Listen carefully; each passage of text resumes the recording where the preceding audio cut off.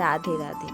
রাধে রাধে বলে ভিডিওটা শুরু করলাম। তোমরা সকলেই জানো যে আগের ভিডিওগুলো যারা আমার দেখেছো তারা সকলেই জানো আমরা মায়াপুরে গেছি। তো আগের ভিডিওটা শেষ করেছিলাম আমার ছেলের বদমাইশি দিয়ে। এটা ছিল করিডোরটার ভেতর, যেখানে প্রবেশ মাত্র 10 টাকা ছিল প্রবেশ মূল্য।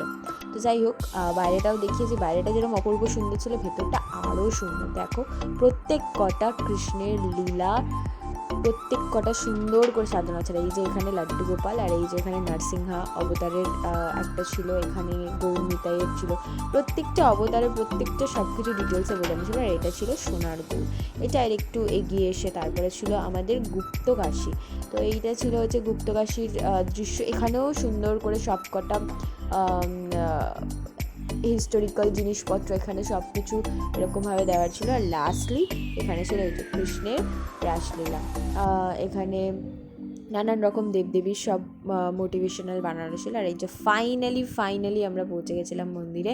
সবাই ভোগ খেতে ঢুকেছিলো, আর এই যে আমি আর আমার মা পাহারা দিচ্ছিলাম জুতো। তারপরে বিকেলবেলা এসে হোটেলে ঢুকে ফ্রেশ ট্রেশ হয়ে রেডি হয়ে আমরা আবার বেরিয়ে পড়লাম। এখন যাচ্ছিলাম সন্ধ্যা আরতি দেখতে।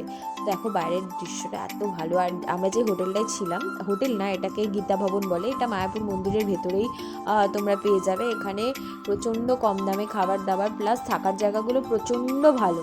তো এই যে আমরা এতগুলো মানুষ গেছিলাম, এটা অলওয়েজ আমার মা পেছনে লেটে আসছিলো।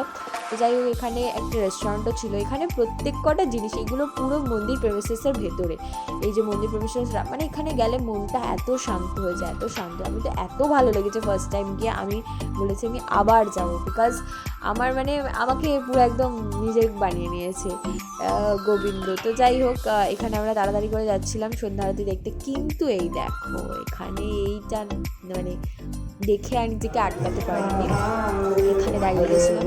এটা দেখে এত নিজেদের ওপর খারাপ লাগে যে আমরা এখানকার মানুষ হয়েও নিজেদের কালচারটাকে ধরে রাখতে পারছি না। আর এনারা বাইরের দেশ থেকে, বিদেশ থেকে এখানে এসে আমাদের কালচারটাকে ধরে রাখার চেষ্টা করছে। তো এটা দেখে খুব ভালো লাগে।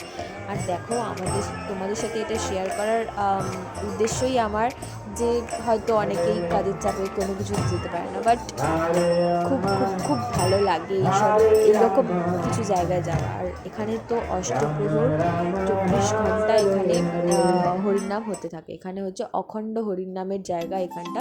তো এটা শিলা প্রভুপাতের এখানে, উনি আর কি এখানে ভজন কীর্তন করতেন। আর এই যে আমার ছেলের বদমাইশি, কটন ক্যান্ডি বায়না, মানে প্রচণ্ড বায়না ওর। তো মানে আমি শান্তিভাবে একটু কিছু উপভোগ করবো কি, ও যা বায়না করে, ও যা ছুটোছুটি করে, ওর পেছনেই টাইম চলে যায় আমার।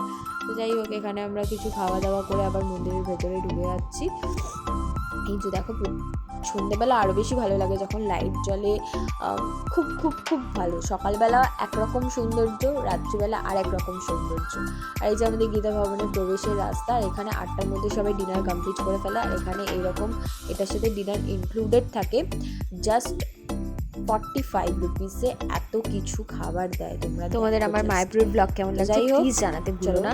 আর যারা যারা এখনও আমার পেজটাকে ফলো করোনি তারা প্লিজ আমার পেজটাকে ফলো করে নাও, আরও এরকম নতুন নতুন ভালো ভালো ভিডিও দেখার জন্য। চলো টাটা, বাই বাই।